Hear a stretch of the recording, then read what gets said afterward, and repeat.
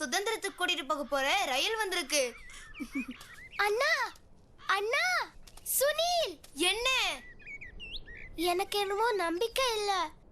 நாம மறுபடியும் வீட்டுக்கே திரும்பி போயிடலாம். முடியாது, அதெல்லாம் முடியாது. நம்மள முட்டாள்னு நினைக்கிற ஆசிரியர்களும் அதுக்கு ஒத்து போற அம்மா அப்பா கிட்டயும் நம்ம திரும்பி போகணும்னு நினைக்கிறியா? பட்டதெல்லாம் போதும். நான் சொல்றது கேளு. ஆமா, நீ சொல்றதும் சரிதான். எனக்கு தெரியும், கண்டிப்பா நான் சொல்றது சரிதான். நாம சென்னைக்கு போனதுக்கு அப்புறம் பாரேன், நான் நிறைய பணம் சம்பாதிப்பேன். என்னை பத்தி பேப்பர்ல எழுதுவாங்க. அதுக்கப்புறம் என் திறமை என்னன்னு எல்லாரும் புரிஞ்சுக்குவாங்க. ஆமா, நம்ம அங்க போய் என்ன செய்ய போறோம்? அதெல்லாம் நான் பாத்துக்கிறேன், நீ கவலைப்படாம இரு. நான் என்னைக்காவது உன்னை விட்டு கொடுத்துருக்கேனா? வா போலாம்.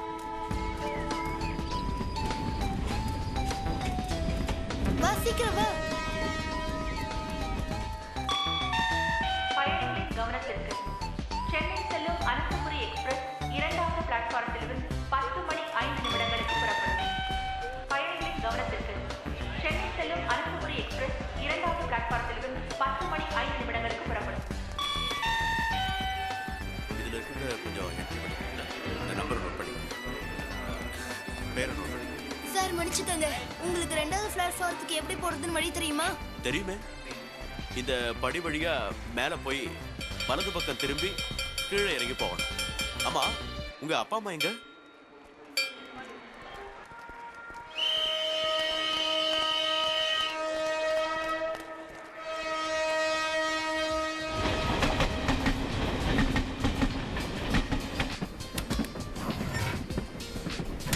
ஜனனி வா, இங்க யாருமே இல்ல. என்ன வேகம்! நாம வேகமா போயிட்டு இருக்கோம். இன்னும் கொஞ்ச நேரத்துல சென்னை போயிடுவோம். ஏய் ஜனனி, ஜனனி உனக்கு ஒண்ணும் இல்லையே? ஜனனி, சென்னைக்கு போனதுக்கு அப்புறம் நம்ம 2 பேருக்கு சட்டை, ஷூ, செல்போன் எல்லாம் வாங்குவேன். அப்பா அம்மாக்கு நான் யாருன்னு காட்ட போறேன். ஒரு நாள் நான் பெரிய பணக்காரன் ஆயிடுவேன். அப்ப என்ன மக்கள்னு சொன்னதை எல்லாரும் மறந்துடுவாங்க. யாருக்கு தெரியும், நான் ஒரு நாள் ரஜினி மாதிரி ஸ்டார் ஆயிடுவேன், இல்ல ஹிந்தி நடிகர் ஜானி லிவர் மாதிரி ஆயிடுவேன்.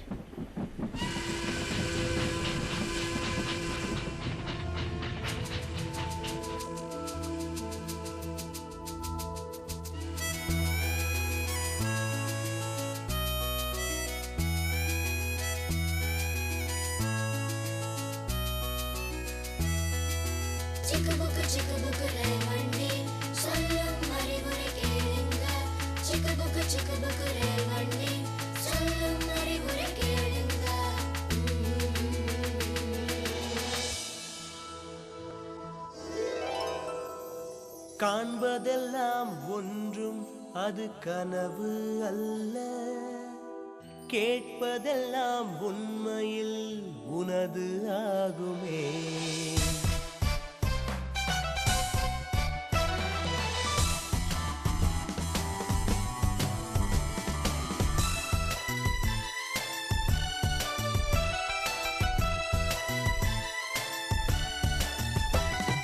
காண்பதெல்லாம் ஒன்றும் அது கனவு அல்ல, காண்பதெல்லாம் ஒன்றும் அது கனவு அல்ல, கேட்பதெல்லாம் உண்மையில் உனது ஆகுமே. உனக்கு நிகரில்லை, உனக்கு நிகரில்லை, உனக்கு நிகரில்லை, உனக்கு நிகரில்லை. நீ கேட்டால் கிடைக்கும், நினைத்தது எல்லாம் நடக்கும். நீ கேட்டால் கிடைக்கும், நினைத்தது எல்லாம் நடக்கும். இரவும் பகலுமே சொந்தமே. உனக்கு நிகரில்லை, உனக்கு நிகரில்லை, உனக்கு நிகரில்லை, உனக்கு நிகரில்லை.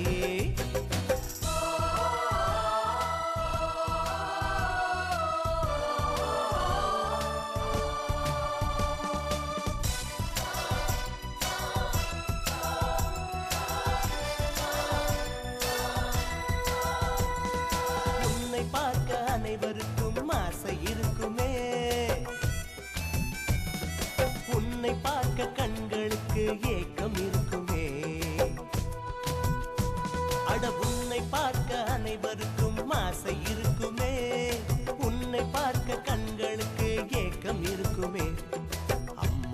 அம்மாவுக்கு நீதான் செல்ல பிள்ளையாம். தலை நிமிர்ந்து நின்றிடுவார் உந்தன் வளர்ச்சியால். உனக்கு நிகரில்லை, உனக்கு நிகரில்லை, நீயே எல்லோருக்கும் பிடித்த சூப்பர் பிள்ளை. உனக்கு நிகரில்லை, உனக்கு நிகரில்லை, உனக்கு அண்ணா நிகரில்லை, எழுந்துரு. அண்ணா உனக்கு அண்ணா எழுந்துரு. நிகரில்லை. அண்ணா பசிக்குது. அண்ணா பசிக்குது. அண்ணா என்ன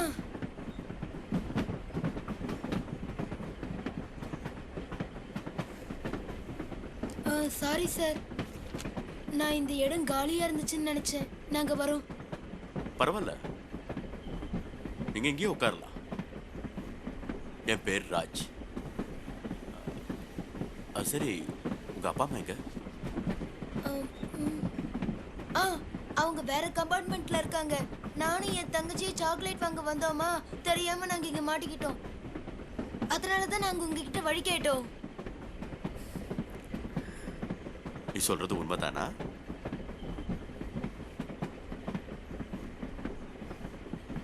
பரவாயில்லப்பா, நீங்க என்ன நம்பலாம். உங்க முழு கதையும் என்கிட்ட சொல்லுங்க. ஆனா ஒண்ணு, உண்மையை மட்டும்தான் சொல்லணும்.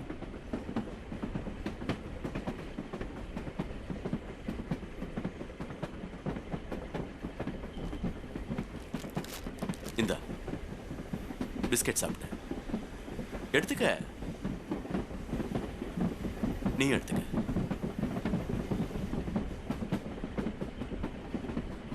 சரி, இப்போ சொல்லு, நீங்க இங்க என்ன செய்றீங்க? என்னோட பேரு சுனில்குமார். இது என் தங்கச்சி ஜனனி. எனக்கு ஒரு வேலை தேடுறதுக்காக நாங்க சென்னைக்கு போயிட்டு இருக்கோம். அப்படின்னா உங்க அப்பா அம்மா? அவங்களுக்கு தெரியாது, சொல்லாம ஓடி வந்துட்டோம். அப்படியா? இது சாதாரண விஷயம் இல்ல. உன்னால என்ன வேலை செய்ய முடியும்? என் மாமா பையன் பாரி ஏவிஎம் ஸ்டுடியோ வாசல்ல டீ கடை வச்சிருக்கான். எனக்கு நல்ல மசாலா டீ, இஞ்சி டீ எல்லாம் போட தெரியும். அப்போ நீ ஒரு டீ கடை திறக்க போற. சரி ஜனனி, நீ என்ன வேலை செய்ய போற? என்னால அண்ணனை பிரிஞ்சு ஒரு நிமிஷம் கூட இருக்க முடியாது. அதான் வந்துட்டேன். டீ கடையில அண்ணனுக்கு ஒத்தாசையா இருப்பேன். அப்போ உன் ஸ்கூல் எல்லாம்? ஸ்கூலுக்கு எதுக்கு போகணும்? இனிமே நான் அங்க திரும்பி போக மாட்டேன். எல்லாரும் என்ன திட்டுறாங்க. எனக்கு படிப்பு வரலங்கிறது என்னோட தப்பு இல்லையே. கடவுள் எனக்கு மூளையை தரலன்னு நினைக்கிறேன். இருப்பா, கடவுள் ஆணுக்கும் பெண்ணுக்கும் சமமா தான் திறமையை கொடுத்திருக்காரு. அதை ஒவ்வொருத்தரும் ஒவ்வொரு விதத்துல பயன்படுத்துறாங்க. கடவுள் உனக்கு வீரத்தை கொடுத்திருக்காரு. அதே மாதிரி ஜனனிக்கு நல்ல மனசை கொடுத்திருக்காரு. கடவுள் நம்மள ஒவ்வொருத்தருக்கும் ஒவ்வொரு விதத்துல, நல்ல விதத்துல தனிப்பட்ட திறமையை கொடுத்திருக்காரு. கடவுள் எல்லாரையும் நேசிக்கிறாரு நீங்க சொல்றத நான் நம்ப மாட்டேன். அப்படி நீங்க சொல்றது உண்மைன்னா அப்பாவும் அம்மாவும் ஏன் எங்களை திட்டிட்டே இருக்கணும்? கடவுள் ஏன் எங்களை ஏழையா படைக்கணும்? எங்க வீராசாமி மாமா பெரிய பணக்காரர். ஆனா அவர் எங்களுக்கு எந்த உதவியும் பண்ணவே மாட்டாரு.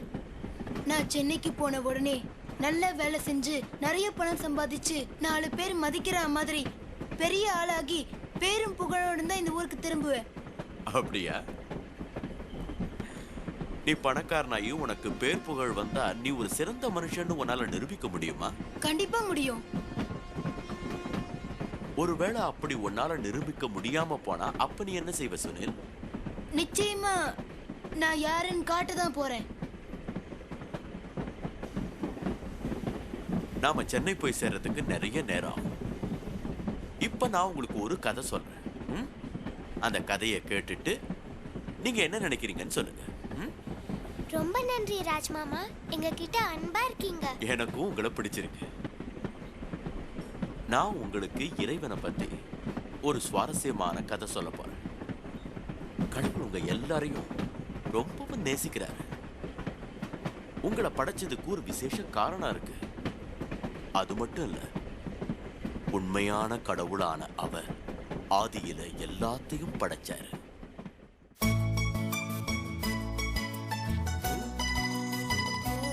இந்த பூமியை படைச்சாரு. அழகான இந்த பூமி முழுக்க நிறைய ஜீவராசிகளை படைச்சார். அதுல வாழற புழு பூச்சிங்கள் இருந்து சின்ன சின்ன பறவைகளையும் அதுக்கப்புறம் சக்தி வாய்ந்த மிருகங்களையும் படைச்சு எல்லா ஜீவராசிகளும் வாழறதுக்கு வழி பண்ணாரு.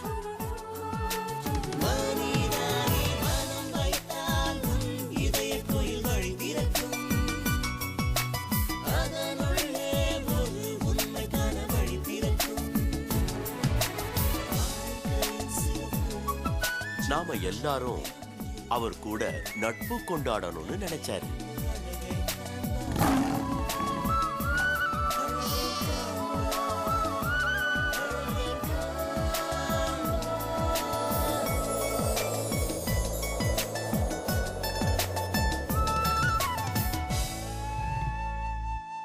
அதனால நாம அவரோட தோட்டத்துல அவரோட மத்த படைப்புகளோட வாழ்ந்து நண்பர்களா இருந்தோம். மனுஷனும் மனுஷியும் தேவனுக்கு கீழ்ப்படிஞ்ச வர சகலம் நன்மையும் பூரணமாவும் இருந்தது. அதுவும் அந்த மரத்துல இருந்து பழத்தை சாப்பிடறத பத்தி யோசிச்சியா? கடவுள் கூட நம்மள சாப்பிடக்கூடாதுன்னு சொன்னாரே அந்த மரம். நீ சாப்பிட இதெல்லாம் பத்தாதா?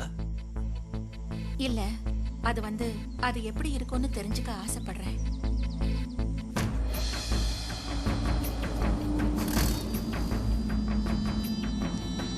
ஏதாவது மரத்தின் பழத்தை உண்ணக்கூடாது என்று கடவுள் உண்மையாக சொன்னாரா? இல்லை, எல்லா மரங்களின் பழத்தையும் சாப்பிடலாம். ஆனால் தோட்டத்தின் நடுவே உள்ள மரத்தின் பழத்தை மட்டும் சாப்பிடக்கூடாது என்று கடவுள் சொன்னார். அது இதுதான், அதை தொடக்கூடாது, தொட்டால் மரணமடைவாய் என்றார். நீ மரணமடைய மாட்டாய். இந்த மரத்தின் பழத்தை உண்டால் உன் கண்கள் திறக்கும். நீ கடவுள் போன்று ஆகி நன்மையும் தீமையையும் புரிந்து கொள்வாய். இது கடவுளுக்கும் தெரியும். ஏவாள்,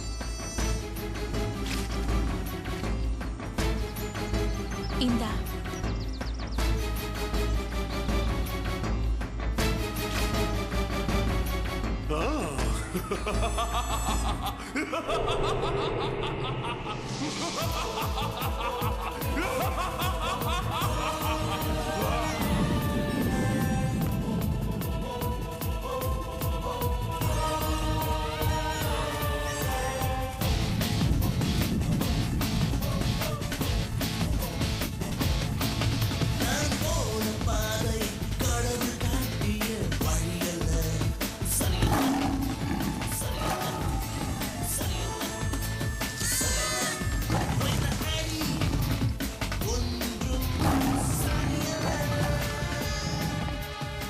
நாம தேவனுக்கு கீழ்ப்படிய மறுத்ததால நாம அவர்கிட்ட இருந்து பிரிக்கப்பட்டோம்.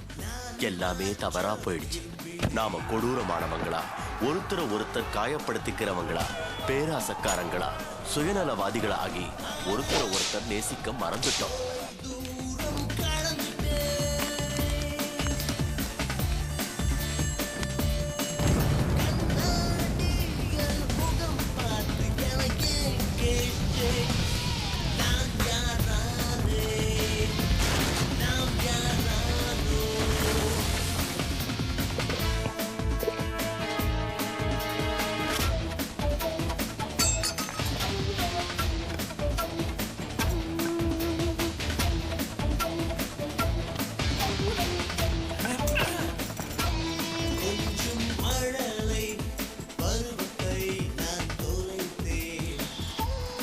ஆனால் தேவன் நம்மை மிகவும் நேசித்ததால் நாம் அவரிடம் திரும்பி வர வேண்டும் என்று விரும்பினார். அதனால் தேவன் தனது மகன் இயேசுவை அனுப்பினார். இயேசு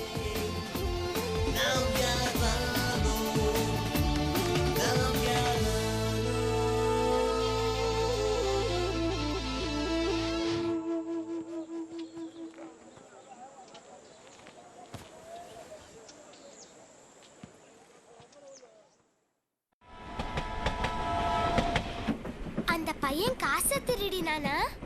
ஆமா, ஒரு வகையில நாமளும் தவறு செஞ்சிருக்கோம். தோட்டத்துல உள்ள பாம்பு ஞாபகம் இருக்கா?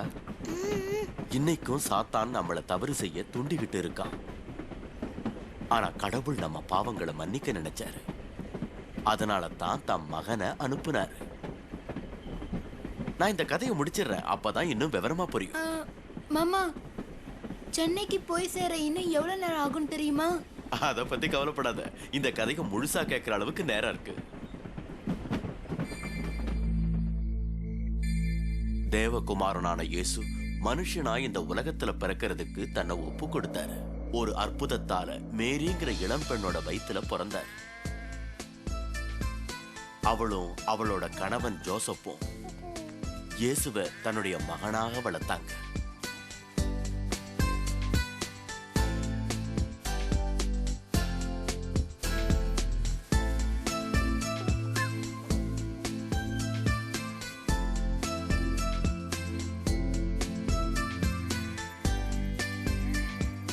இயேசுவோட பிறப்பை அறிவிக்கிறதுக்காக தேவன் தூதர்களை பூமிக்கு அனுப்பினார். அந்த தூதர்கள் இயேசுவை வரவேற்க மேய்ப்பர்களை அனுப்பினார். இது உண்மைதான். தேவதூதன் சொன்னது உண்மைதான்.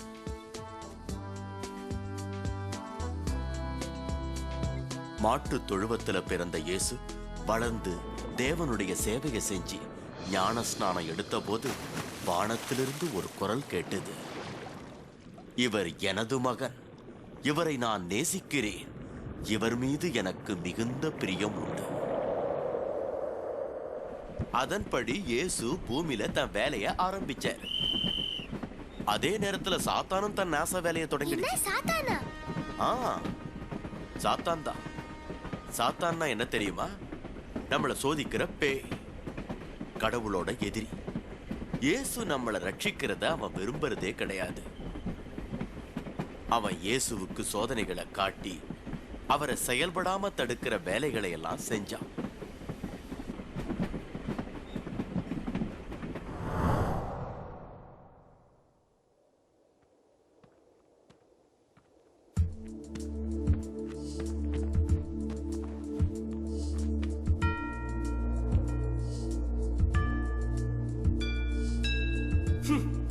தேவகுமாரனே, உணவில்லாமல் 40 நாட்கள் உபவாசம் இருந்து ஜெபமா? இது ஏதேனும் பரிசோதனையா அல்லது உன் தந்தையின் எண்ணமா?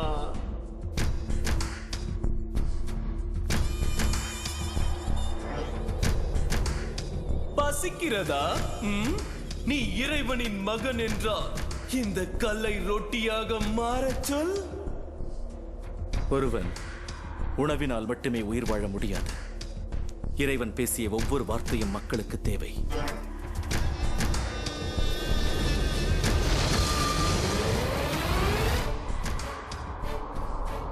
நீ தேவகுமாரன் என்றால் இங்கிருந்து குதி. இதுவும் எழுதப்பட்டிருக்கிறது. தேவதூதர்கள் உன்னை காப்பார்கள், அவர்கள் கரங்கள் உன்னை பற்றிக் கொள்ளும், அதனால் உன் கால்கள் காயமடையாது. இதுவும் எழுதப்பட்டுள்ளது, உனது தேவனாகிய கர்த்தரை சோதிக்க எண்ணாதே.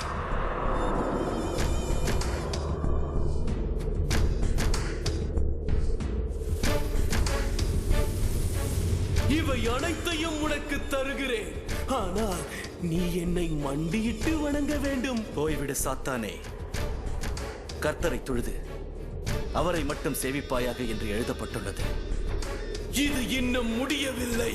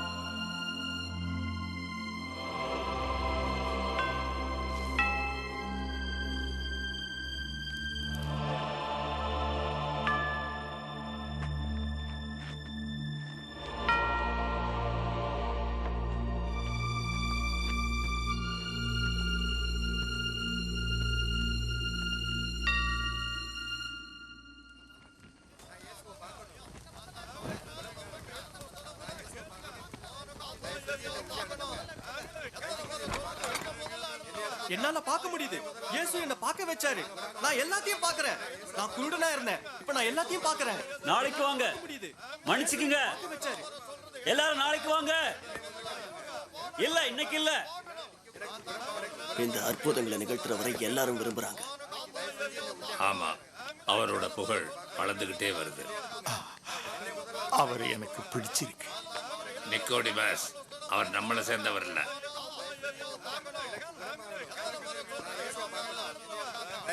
இல்ல எல்லாரும் நாளைக்கு வாங்க. நாளைக்கு வாங்கன்னு சொல்றேன்ல. நாளைக்கு வாங்க, கட்டாயம் சந்திப்பாரு.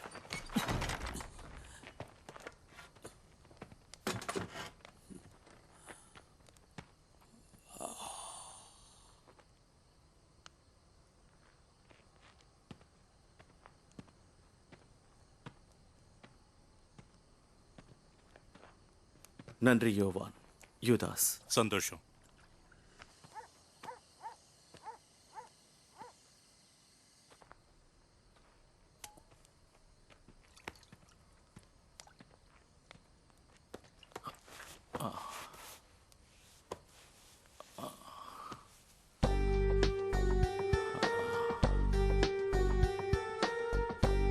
போதகரே, இயேசுவே, இயேசுவே.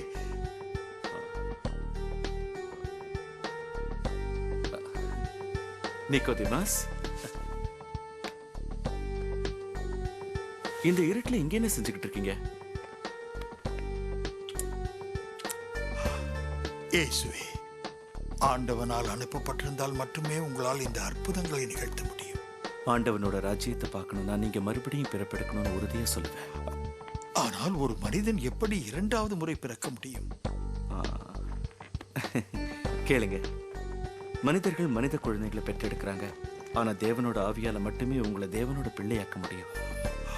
இது எப்படி சாத்தியமாகும்? தேவன் இந்த உலகத்துல இருக்கிற மக்கள் எல்லாரையும் அளவு கடந்து நேசிச்சதால தன்னோட ஒரே மகனை அவங்களுக்கு அளிச்சார். அவரை நம்புகிறவர்கள் எல்லாருக்கும் நித்திய வாழ்வு கிடைக்கும். அவங்க ஆத்மா மரணம் அடையாது. தேவன் தன்னோட மகனை இந்த உலகத்துக்கு அனுப்பி வச்சது மக்கள் எல்லாரையும் தண்டிக்க அல்ல, மக்கள் அத்தனை பேரையும் காப்பாத்ததா. சத்தியத்தை பின்பற்றாதவர்கள் வெளிச்சத்தை விட இருளையே விரும்புகிறவர்கள். ஆனால் சத்தியத்தின்படி வாழ்கின்றவர்கள் வெளிச்சத்தை அடைவார்கள்.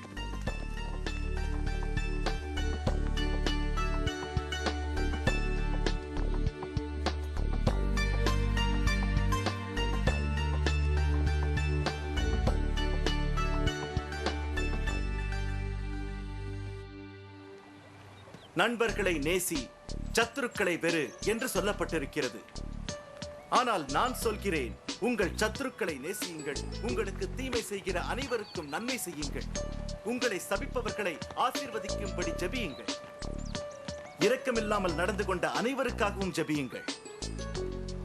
பரலோகத்தில் இருக்கும் பிதாவை போல நீங்களும் நடந்து கொள்வீர்கள். நல்லவர் கெட்டவர் இருவருக்காகவும் சூரியனை உதிக்கச் செய்கிறார். இவர் ரட்சிப்பவர். ஒரு புரட்சியை துவக்கி ரோமானியர்களை தோற்கடிப்பார் என்று நினைத்தேன். வெறுமனே பேசுவார் என்று நினைக்கவில்லை. அதுவும் குறிப்பாக எதிரியை நேசிப்பது பற்றி பேசுகிறாரே.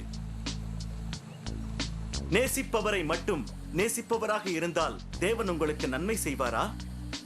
இவர் குணப்படுத்துவார்னு கேள்விப்பட்டிருக்கேன். நண்பர்களை நேசிக்கிறார்கள். கேலப், நம்பிக்கையை வளர்த்துக் கொள்ளாதே. உன் சகோதரனை குணப்படுத்த பாலைவனத்தைச் சேர்ந்த ஒரு போதகரால் முடியாது. அந்த எண்ணத்தை விட்டுவிடு.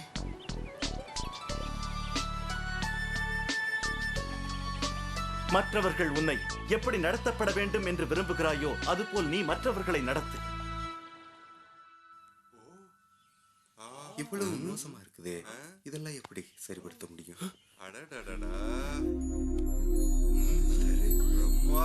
அங்க பாருங்க, என்ன ஆச்சரியம்! யாரும் குணப்படுத்த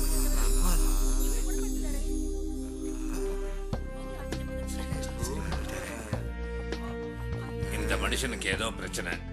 அவர் தன்னை கடவுள்னு நினைக்கிறார். நினைக்கட்டும், பரவாயில்லை ஜேக்கப். நம்மை விட இப்போது அவர் சொல்வதை மக்கள் கேட்கிறார்கள். இது மாறும்.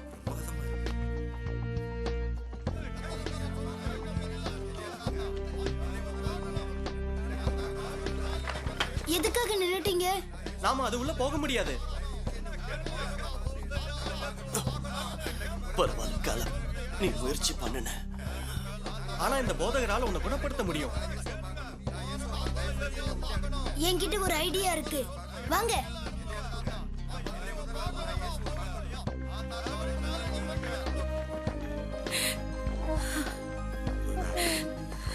என் குழந்தைக்கு நல்லா ஆயிடுச்சு. நன்றி நன்றி இயேசுவே.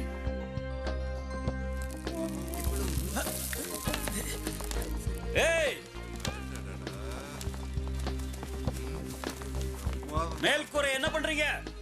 பரவாயில்ல பேதுரு, அங்க பாரு.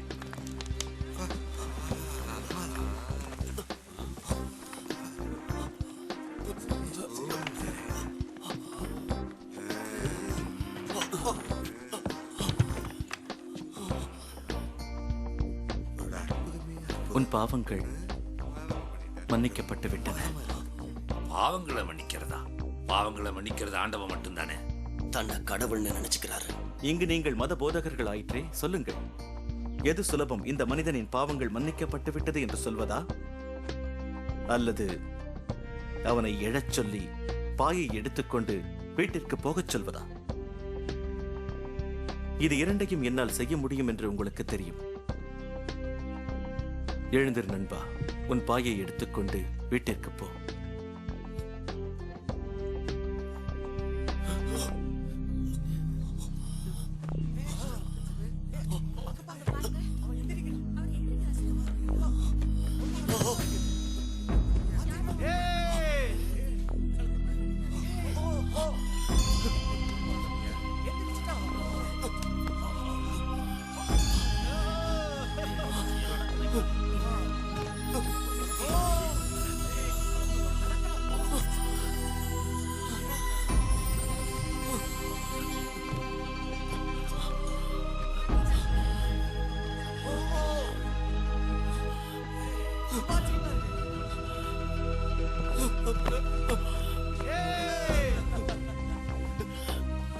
காலம்,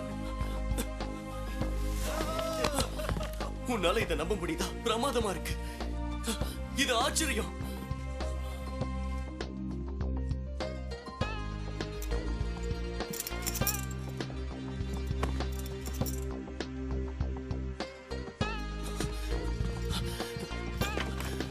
வாயை எடுக்க மறந்துட்டேன்.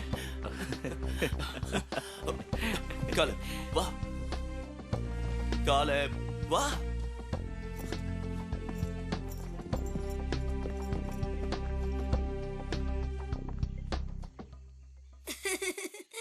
அவர் நம்மளை முட்டாளாக்குறாரு. எந்த ஒரு தடவை நீ சொல்றத ஒத்துக்கிற? அவரை நாம ஒழிச்சே ஆகணும். ஒழிச்சாகணுமா? என்ன சொல்ற? நாம அவனை ஒழிச்சிடலாம், நிரந்தரமா. ஆமா, நீ சொல்றது புரியுது.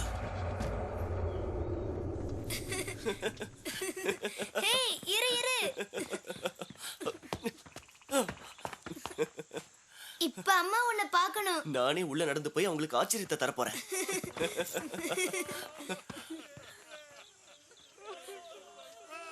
வேணா காலே, பார்க்காத. ரோமானியர்கள் ஒரு குற்றவாளியை சிலுவையில் அறையிறாங்க. நாம பின் வழியா வீட்டுக்கு போவோம். ஹே பெஞ்சமின், சொல்லு. ஒருத்தன் எதையாவது திருடினா அவனை சிலுவையில அறைவாங்களா? எனக்கு தெரியல, ஆனா ரோமானியர்கள் என்ன வேணாலும் செய்யலாம் போல இருக்கு.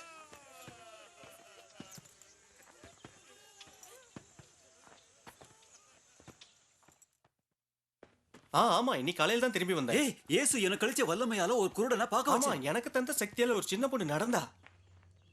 மரியாளையும் மார்த்தாவையும் பார்த்தது சந்தோஷமா இருந்தது. இயேசுவே, இயேசுவே, என் மகன் மீது கருணை காட்டுங்கள்.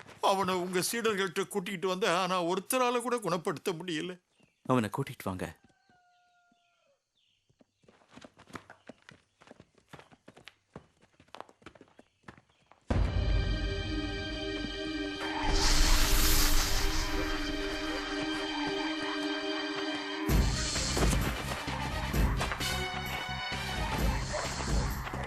எத்தனை நாள் இவன் இப்படி இருக்கான்?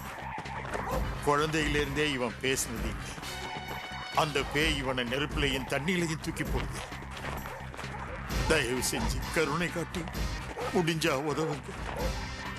முடிஞ்சாவா? விசுவாசிப்பவர்களுக்கு எல்லாம் கைகூடும். அதை நான் நம்புறேன். ஆனா அதுக்காக நான் போராட உதவுங்க.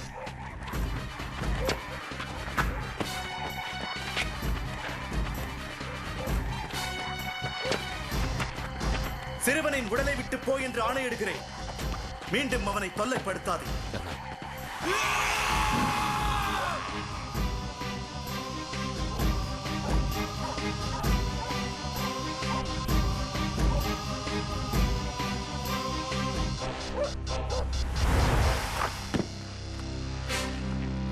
அந்த பையன் இறந்துட்டான்.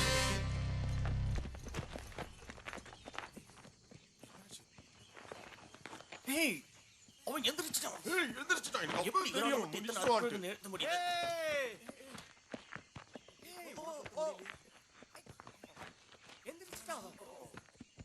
அப்பா, நான் பெத்த மகனே, என் மகனே. அப்படின்னா இயேசு சாத்தானை விட சக்தி பெற்றவரா இருந்தாரா? நீ சொல்றது சரிதான். இயேசு எல்லாத்தையும் விட சக்தி வாய்ந்தவர். நம்மள ரொம்ப நேசிக்கிறவர்.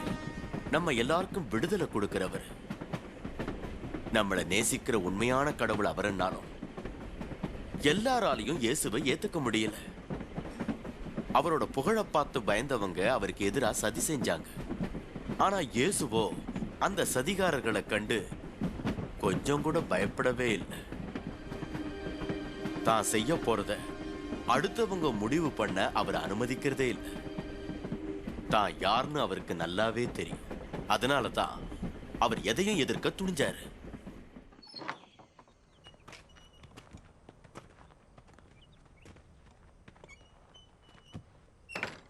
போதகரே, இன்னைக்கு நல்ல நாளா முடிஞ்சது இல்ல? ஆமா, அப்படித்தான் தோணுது. இங்க சில மனிதர்கள் எனக்கு நம்பிக்கை துரோகம் செய்ய போறாங்க.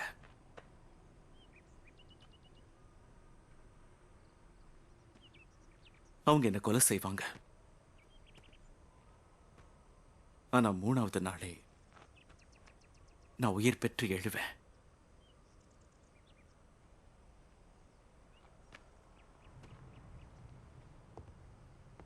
அவர் என்ன சொல்றாரு?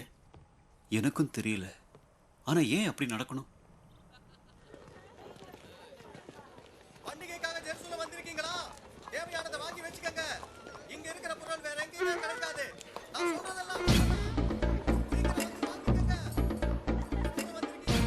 பெரிய பிரச்சனை ஆகிறதுக்குள்ள இப்பவே அவனை கொன்னுடணும். நாம அவசரப்படுறோம். இன்னும் கொஞ்சம் காத்திருக்கணும். இல்ல, இப்பவே காத்திருந்தது போதும். ஒரு மனுஷன் அப்படி சும்மா கொல்ல முடியாது. நமக்கு வேற வழி இல்லை.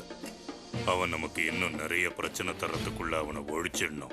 ரோமானியர்கள் சிலுவையில் அறையறதுக்கு ஒரு புது கைதியை நாம தருவோம். ஆனா இப்போதைக்கு பொறுமையா இருப்போம். பண்டிகைக்காக நிறைய பேர் நகருக்கு வந்திருக்காங்க. இது ஒரு கலவரத்தை உண்டு பண்ணலாம். என் மீது விசுவாசம் கொண்டவர்கள் என்னை இங்கு அனுப்பியவர் மீதும் விசுவாசம் கொண்டவர்கள் ஆவார்கள்.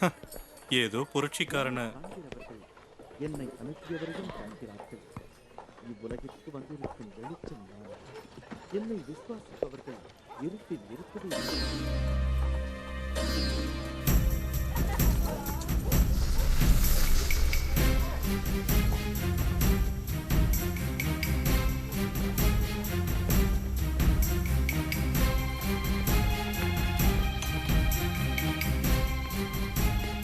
இயேசுவின் சீடன் இங்கே எப்படி?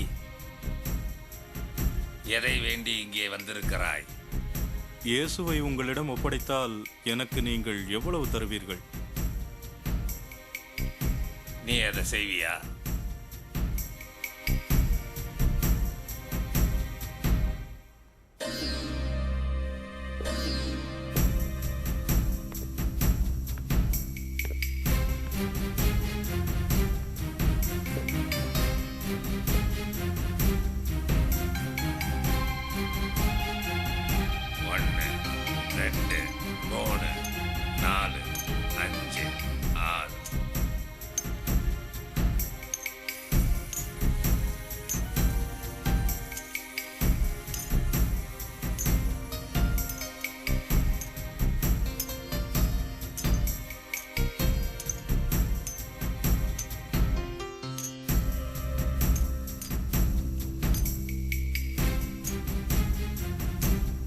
27, 28, 29, 30.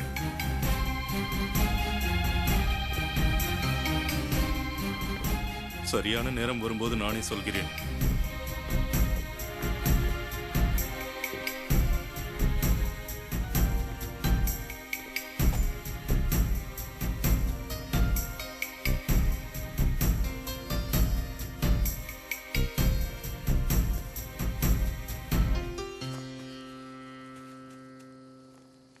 பேதுரு, யாக்கோபு, யோவான், இங்க வாங்க. நீங்களாம் இங்கே இருங்க.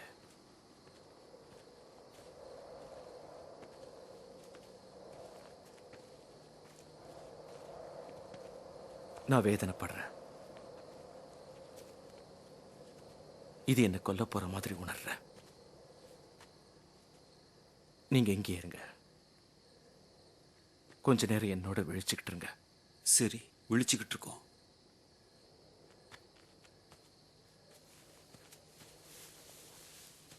எதுக்காக இதெல்லாம்? எனக்கு தெரியாது. அவர் இப்படி வேதனைப்பட்டு நான் பார்த்ததில்லை.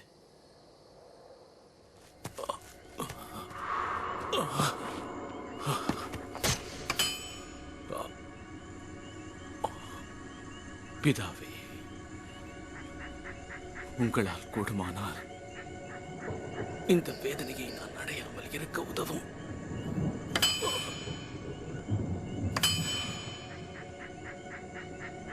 இது என்னுடைய சித்தம் அல்ல, உங்களுடைய சித்தமே.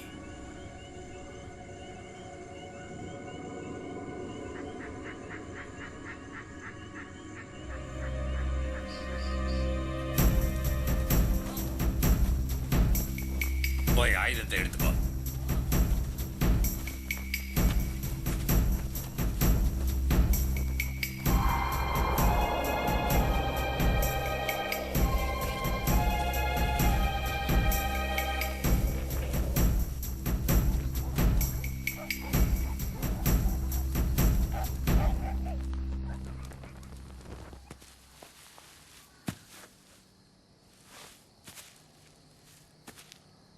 ஒரு மணி நேரம் என்னோடு உங்களால் விழித்திருக்க முடியாதா?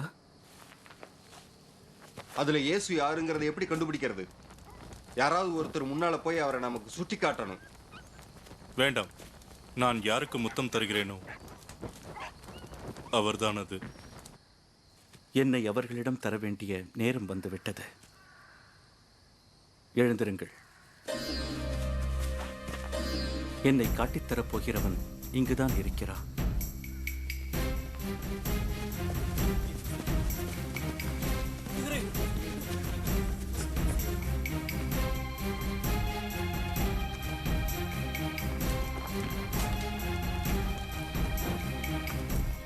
நீங்கள் யாரை தேடுகிறீர்கள்? நாசரத்தை சேர்ந்த இயேசுவை. நான் தான் அது.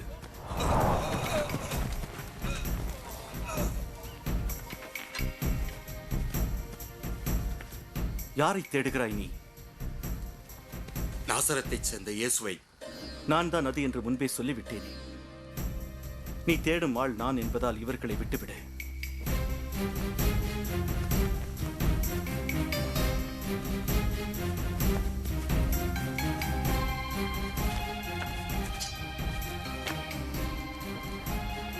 வணக்கம் போதகரே.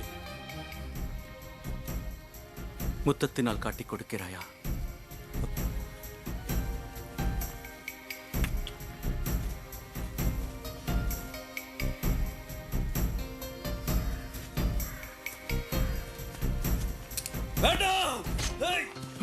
போதும், உன் வாளை தூக்கி எறி. வாளை எடுப்பவன் வாளால் தான் மடிவான். இதனை நான் அனுபவிக்க வேண்டும் என்பது என் பிதாவின் சித்தம்.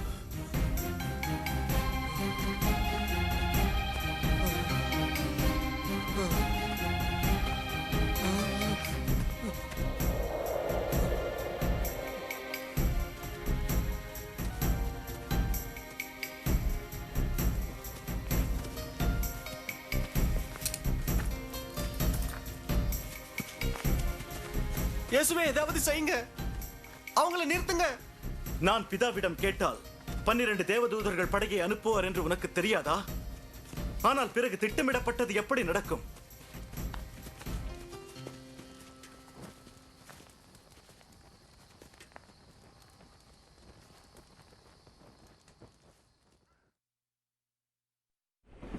ஆனா இயேசு எந்த தப்பும் செய்யலையே, அப்புறம் ஏன் அவரை தண்டிச்சாங்க? நான் அவரை ரொம்ப சக்தி உள்ளவர்ல நினைச்சேன். அவர் ஏன் எதிரிங்களை தடுக்கல? இயேசு சக்தி உள்ளவர்தான். ஆனா தன்னோட சக்தியை அவர் தனக்காக பயன்படுத்த விரும்பல. அவர் தன்னுடைய சக்தியை உங்களுக்காக பயன்படுத்தினாரு. நீங்க என்ன சொல்றீங்க ராஜ்மாமா? யோசிச்சு பாரு, நாம தவறு செஞ்சதால தான் உண்மையான கடவுள்கிட்ட இருந்து பிரிக்கப்பட்டோம். யாராவது நமக்காக தண்டனையை அனுபவிச்சு தானே ஆகணும். அந்த தண்டனை இயேசு எப்படி ஏத்துக்கிட்டாரு?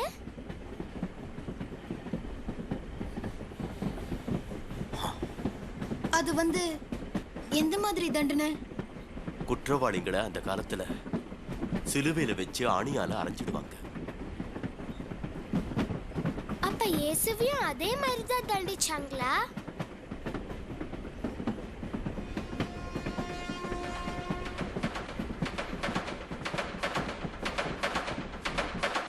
பின்னாடி போ, பின்னாடி போ, பின்னாடி போ, போ, போ.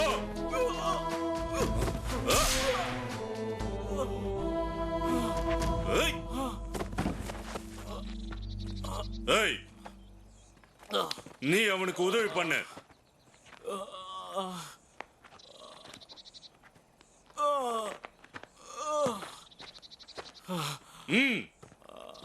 போ, போ.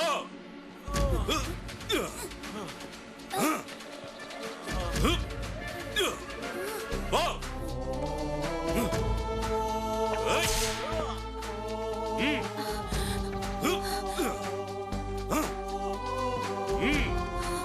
நிற்காதே. போ.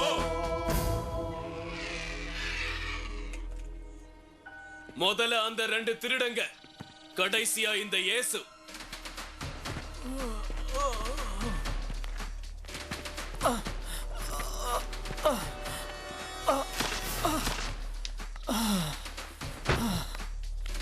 வேண்டாம், வேண்டாம், வேண்டாம், வேண்டாம்.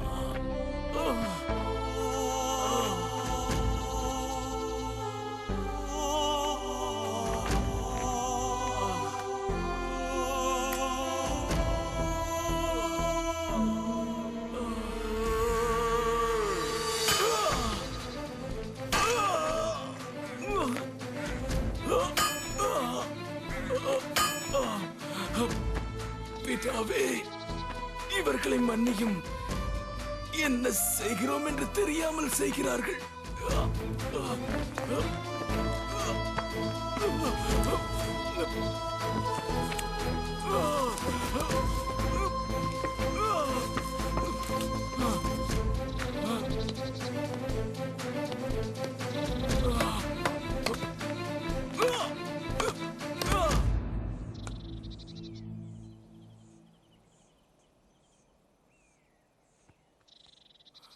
தேவனே, என் தேவனே, ஏன் என்னை கைவிட்டீர்? நீ கடவுளின் மகன் தானே? அப்படி நான் உன்னை காப்பாத்திக்கிட்டேன், எங்களையும் காப்பாத்து. உனக்கு கடவுள் கிட்ட பயம் இல்ல. நாம செஞ்சதுக்கு நாம அனுபவிக்கிறோம். ஆனா இவர் எந்த தப்பும் செய்யலையே. நீங்க வல்லமையில வரப்போ என்ன மறக்காதீங்க. இன்றைக்கு நீ என்னுடன் சொர்க்கத்தில் இருப்பாய், இது சத்தியம்.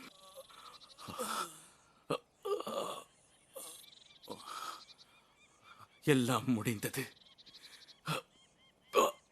பிதாவே, என்னை உங்கள் கைகளில் ஒப்படைக்கிறேன்.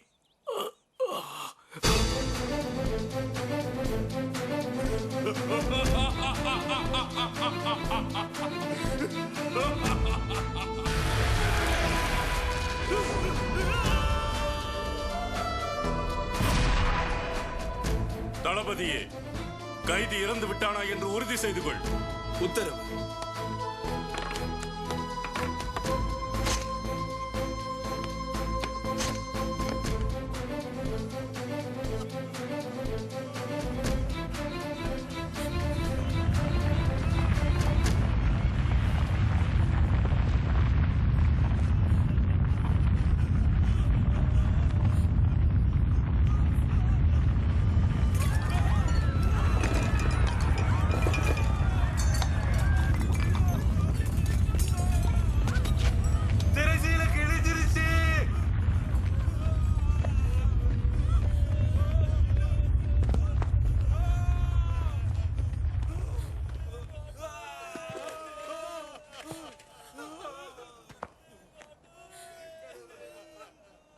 உண்மையாகவே இவர் தேவகுமாரன் தான்.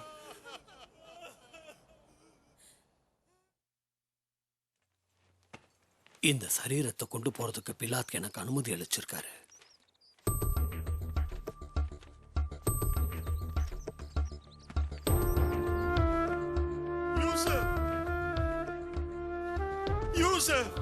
நெல்லு, நானும் உதவி பண்றேன்.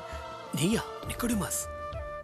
நீ இவரோட சீடர்கள்ல ஒருத்தர்னு எல்லாருக்கும் தெரியணும்னு நினைக்கிறியா? அவங்க என்ன வேணாலும் செஞ்சுக்கிட்டோம், எனக்கு கவலை இல்லை. என் முன்னே நிற்கும் எதிலுமே தான் நம்பிக்கை மட்டும் வரவில்லை. யாரும் நடக்காத பாதையில் நடந்தால் தவிர்க்க முடியவில்லை. அன்பு காட்டிய அவர் குணம் நம்பாதது என் மனம். எனக்காக எல்லாம் செய்தது. சமாதியே கடைய நான் என்னிடம் தான் என்ன கண்டான்.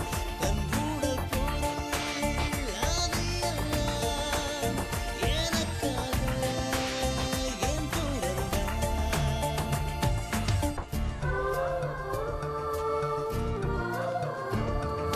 காரணம்தான் காண்பேனோ நான் என் வீட்டை தந்த அன்பினைத்தான்.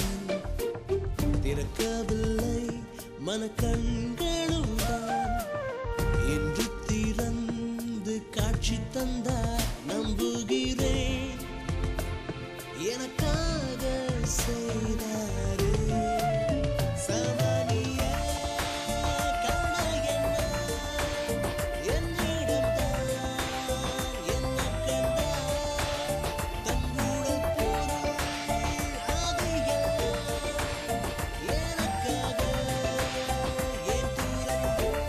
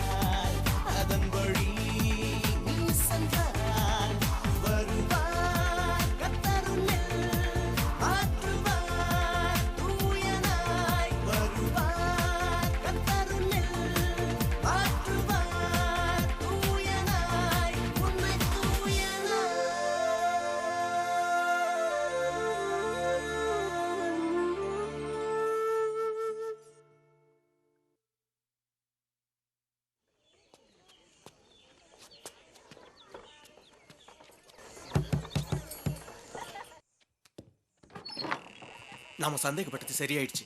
நகர தலைவர்கள் நம்மளை தேடிக்கிட்டு இருக்காங்க.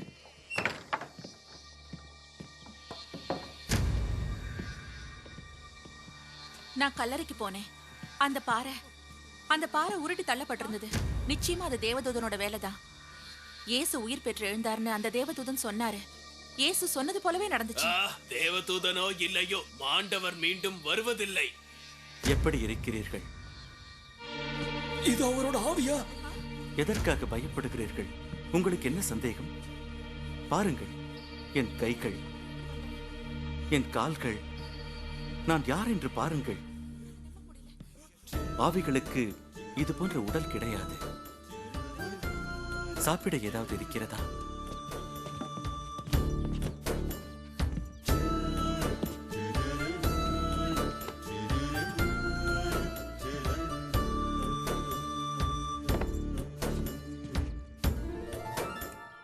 பாருங்க, ஆவிங்க மீன் சாப்பிடாது.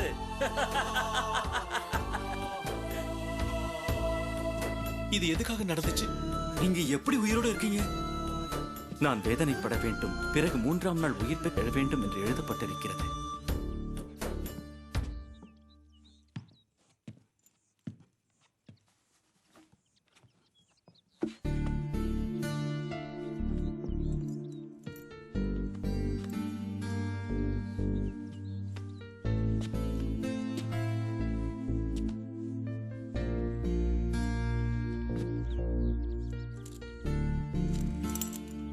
இது உங்களோடது. இதை நான் உங்ககிட்ட இருந்து திருடுனேன்.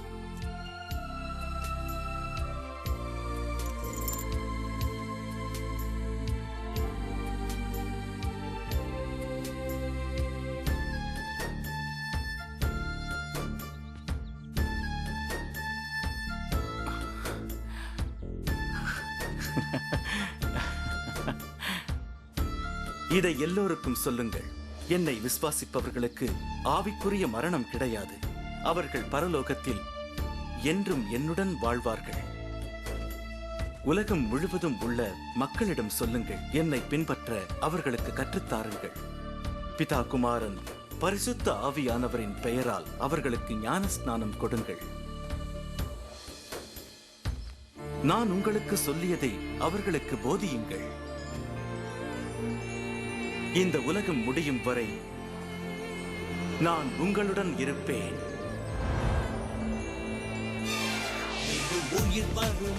கலிலியாவின் மக்களே, வானை எதற்காக வெறித்து பார்க்கிறீர்கள்? இயேசு சொர்க்கத்திற்கு அழைத்துச் செல்லப்பட்டு விட்டார். ஆனால் ஒரு நாள் திரும்பி வருவார். அதுவும் அவர் சென்றதை நீங்கள் கண்ட அதே வழியிலே. நில்லுங்க.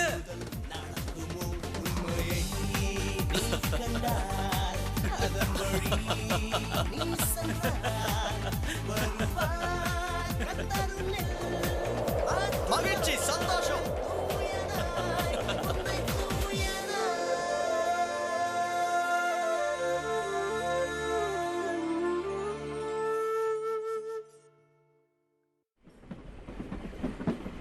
நீங்க 2 பேரும் விலை மதிப்பில்லாதவங்கிறதுக்காக இயேசு தன்னுடைய இனிய உயிரை மரிச்சு உங்களுக்காக அவர் தண்டனையை சுமந்துகிட்டாரு. நாம இயேசுவோட இணைவதற்கு இந்த வழிதான் ஒரே வழி. அதான் இயேசு திரும்ப உயிர் பெற்று வந்துட்டாரே. அவரு ரொம்ப சக்தி வாய்ந்தவர். இயேசு வாழுகின்ற கடவுள்.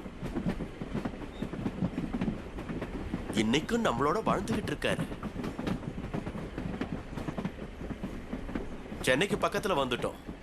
சுனில், நீ பணக்காரனாகி புகழோட வாழ தயாரா? நான் இப்போ வந்துடுறேன்.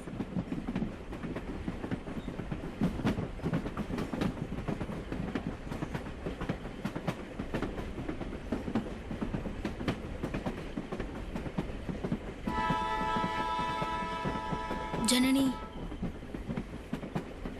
எனக்கு என்ன தோணுதுன்னா, நாம வீட்டுக்கே திரும்பி போயிடலாம். அந்த கதையை கேட்டதுக்கு அப்புறம் மனசுக்கு இதமா இருக்கு. இயேசு நம்மளை எவ்வளோ நேசிக்கிறாரு. இது தெரிஞ்சதுக்கு அப்புறம் தான் நம்ம வாழ்க்கையிலேயே அர்த்தம் இருக்குன்னு உணர முடியுது. நான் என்ன சொல்றேன்னு உனக்கு புரியுதுல ஜனனி? ஆமா, எனக்கு புரியுது.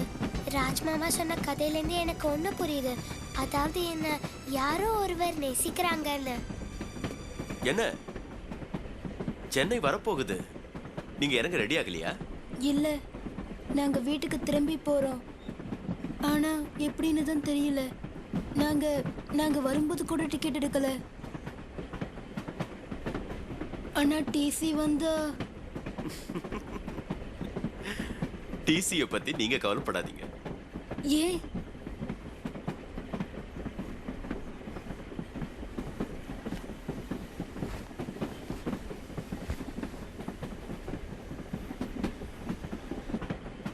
நான் தான் டிசி.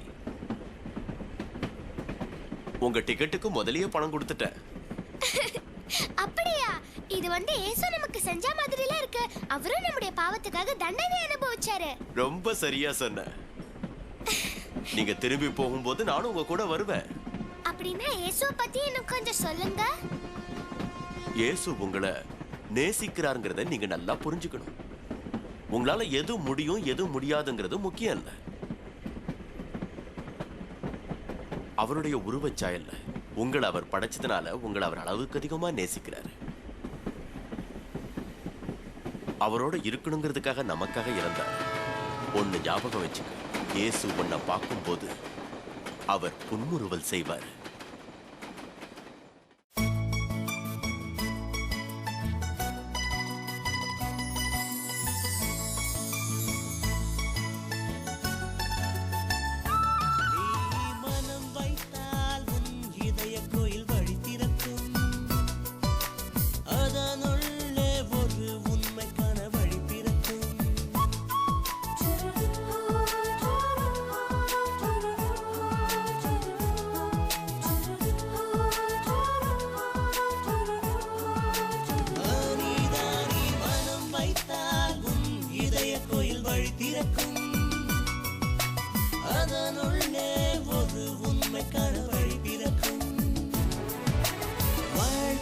சிறப்பு சின்ன விஷயத்திலும் இருக்கு. கண் திறந்து அழகை காண்பாயே, அழகை காண்பாய், அழகை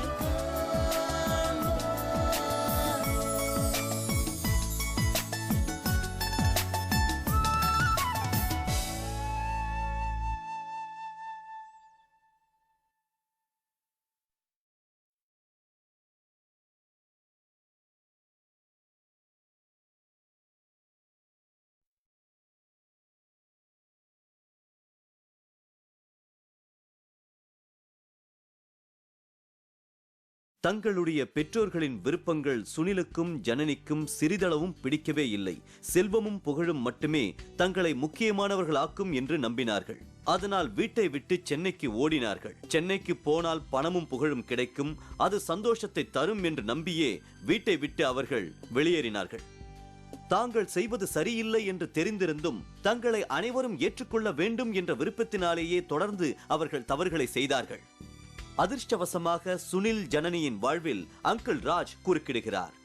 சுனில் ஜனனி செய்யும் தவறுகளிலிருந்து அவர்களை காப்பாற்ற அங்கிள் ராஜ் முயற்சி செய்கிறார். அங்கிள் ராஜிற்கு அவர்களை தண்டிக்கும் அதிகாரம் இருந்தும் அவர்களை மன்னித்து அவர்களது தவறுக்கு ஈடு செய்து அவர்களை பெற்றோரிடம் திரும்பி போக வைக்கிறார். சுனிலையும் ஜனனியையும் போல நீங்களும் பயணம் செய்து கொண்டிருக்கிறீர்கள். இந்த வாழ்க்கை பயணத்தில் நீங்களும் நானும் அன்புக்காக, அங்கீகாரத்துக்காக ஏங்குகின்றோம். இப்படிப்பட்ட அன்பு, அங்கீகாரம், புகழின் தேடல், இவை யாவற்றையும் அடைவதற்காக நாம் பல தவறான காரியங்களை செய்கிறோம். இதனை செய்வதால் நம்மை நேசிக்கின்ற, நம் விருப்பங்களை நிறைவேற்றும் வல்லமை உள்ள நம்முடைய தேவனிடமிருந்து நாம் விலகிச் செல்கிறோம். நண்பர்களே, சுனிலும் ஜனனியும் உணர்ந்ததைப் போல் நீங்களும் தவறான பாதையிலிருந்து விலகி நீங்கள் செய்த தவறுகளை உணர்ந்து இயேசுவின் மன்னிப்பை ஏற்று நடந்தால் எல்லாம் மிக விரைவில் சரியாகிவிடும். அங்கிள் ராஜை போன்று இயேசுவுக்கு நம்மை தண்டிக்கும் அதிகாரம் இருந்தும் அவர் நம்மை தண்டிக்காமல் நம்மை மன்னித்து நம்முடைய தவறுக்காக அவர் தண்டனையை ஏற்று சிலுவையில் மரித்தார். இதனால் தேவலோக நுழைவுச்சீட்டை இயேசு நமக்கு வாங்கி தந்திருக்கிறார். இன்று நீங்களும் உங்கள் வாழ்க்கை பயணத்தில் இருக்கிறீர்கள். அச்சமும் கவலையும் நிரம்பிய இந்த பயணத்தில் நாளை என்ன நடக்கும் என்பதும் உங்களுக்கு தெரியாது. எங்கு எப்போது இறப்போம் என்பதும் உங்களுக்கு தெரியாது.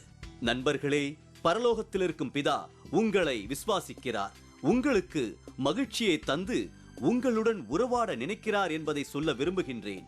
இதற்கு நீங்கள் செய்ய வேண்டியது இதுதான். உங்கள் தவறுகளை உணர்ந்து விலகி ஆண்டவனை உங்களது இதயத்தில் மனப்பூர்வமாக ஏற்றுக்கொள்ளுங்கள். இன்று அவருடைய அன்பு, அரவணைப்பு, மன்னிப்பை நீங்கள் உணர வேண்டும் என்றால் நீங்கள் என்னுடன் சேர்ந்து பிரார்த்தியுங்கள். தேவன் இயேசுவே, நான் செய்த பாவங்களுக்காக வருந்துகிறேன். இந்த பாவத்தின் பரிகாரமாக நீங்கள் சிலுவையை சுமந்ததற்கு மிக்க நன்றி. என்னை பரிசுத்தமாக்கி உங்கள் பிள்ளையாக என்னை மனமுவந்து ஏற்றுக்கொள்ளுங்கள். இன்று முதல் உங்களுடன் இணைந்து வாழ விரும்புகின்றேன். நான் ஜெபிக்கும் இயேசுவின் பெயரால் என்னை பிள்ளையாய் ஏற்றுக்கொண்டதற்கு மிக்க நன்றி. நண்பர்களே, இன்று நீங்கள் இந்த ஜெபத்தினை செய்திருந்தால் நீங்கள் தேவனின் மகனாகி விட்டீர். இனி தேவன் உங்களுள் இருப்பார். நீங்கள் மரிக்கும் நாளன்று தேவலோகத்தில் என்றென்றும் உங்களுடன் இருப்பார்.